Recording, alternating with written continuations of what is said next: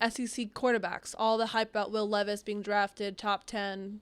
Where do you see him? Or like, we kind of joke about it, Brandon especially. It's like, what do you guys see in him? What are your thoughts where draft stock?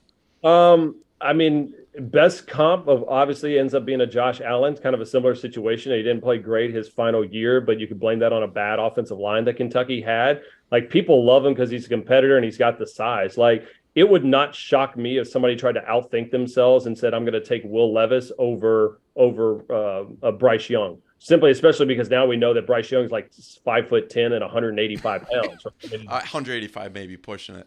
Yeah, well, yeah. I mean, like he'll literally just try to gain weight, just on his way in type stuff. But I mean, Levis will probably go top 10. The crazy one, I'm trying to figure out is what the hell's going to happen with Anthony Richardson, because I mean, like there's been no other quarterback that's more Dr. Jekyll and Mr. Hyde. And I remember Dan Mullen saying, he's like, man, if I put this guy in, he could be one of the best I've ever seen.